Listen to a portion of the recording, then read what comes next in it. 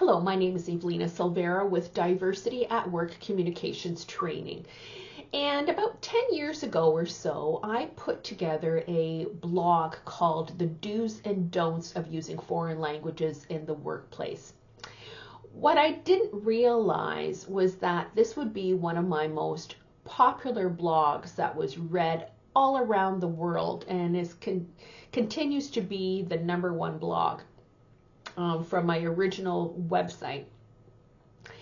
And I guess the topic really resonated with a lot of people.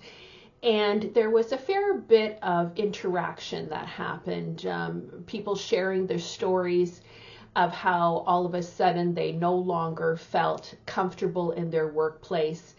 The dominant language was no longer used, or that they were now expected to, for instance, learn a language that was introduced that was not part of the original plan. And also stories from both sides of the feeling of being isolated or bullied or harassed as a result of not either speaking the language, the dominant language, proficiently, or not having the opportunity or feeling rejected from the group because they did not speak the second language or third languages that were being spoken in the workplace.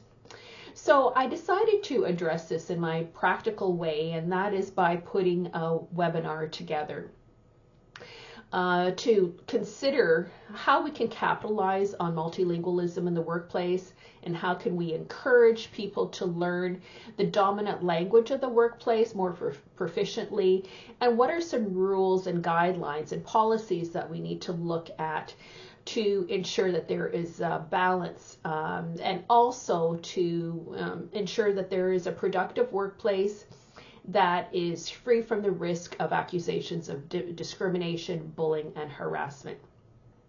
A little bit about me. So this will give you a sense that I am taking as much of a fair and holistic approach to this topic. My parents immigrated from Portugal in the 1960s to Canada. I saw the struggles of them learning English. My husband was a refugee from Poland. Again, the struggles of learning English in the workplace and all of that ensues. I am an English language coach, so I help people improve their English proficiency for the workplace to help them get the promotions that they need. I've also been a diversity consultant now for over 20 years, and one of my jobs was actually helping integrate immigrants into the workplace so that they were successful in their jobs.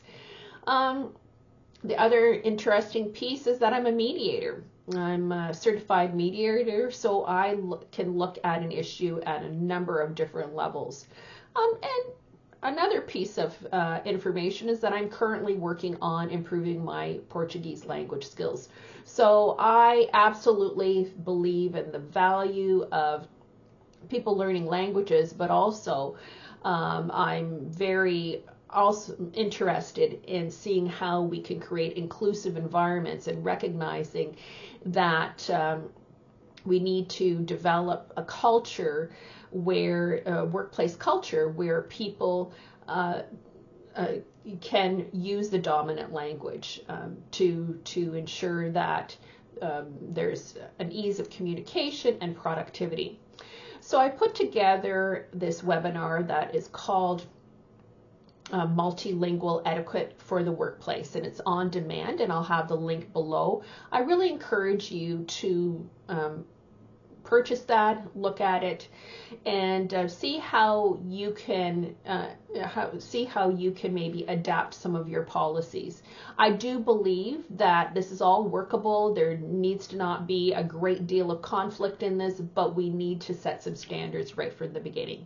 So please see the link below, and it'll take you to the site, my website, where you can purchase the on-demand webinar. Thank you.